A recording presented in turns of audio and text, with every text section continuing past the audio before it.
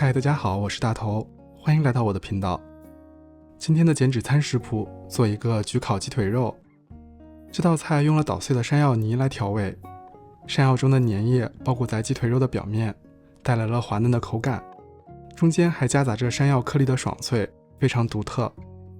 食谱是2人份的量，虽然表面放了奶酪，但每份435大卡，46克蛋白质，依旧是符合我心目中减脂餐高蛋白低卡路里的标准。先来处理一下山药，我买的山药是这种已经削好皮的，如果你买的是带皮的山药，记得把皮削掉。100克去皮后的山药放入一个保鲜袋内，用擀面杖或者这种松肉锤把它砸碎。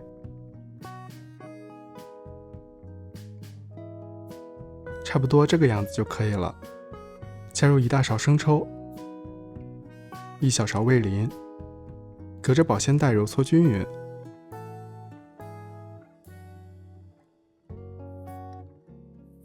200克大葱，取前面葱白的部分，切成大约3厘米长的小段。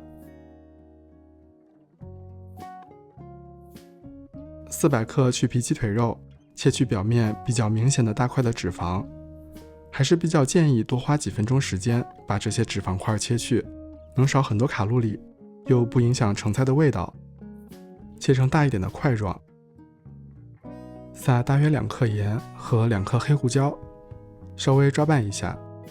这道菜味道的来源主要是靠调味后的山药泥，这里不需要放太多的盐。此时将烤箱预热200摄氏度或400华氏度，平底不粘锅内加入5克食用油，以中大火加热，等到锅比较热的时候下入鸡腿肉，不需要翻动，煎大约2到3分钟。底面有些焦色后翻面，同样煎2到3分钟。另一面也有些焦色后就可以出锅了。转成中小火，稍微补上3克食用油，把大葱下锅煎一下，每面大约2分钟，同样到焦黄的时候翻面。煎过的大葱会更有葱的香味，吃起来的味道也更甜。在大碗中加入鸡腿肉、大葱，倒入山药泥，翻拌均匀。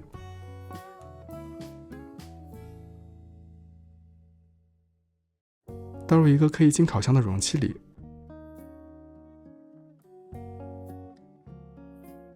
撒上30克马苏里拉奶酪。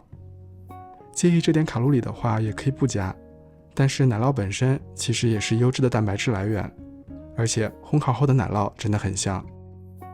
送入预热好的烤箱中，烘烤大约10分钟，最后2分钟可以开烤箱的炙烤功能，把奶酪烤焦。鸡腿肉表面有一点烘烤后的焦香味，裹着融化的奶酪，非常鲜香可口。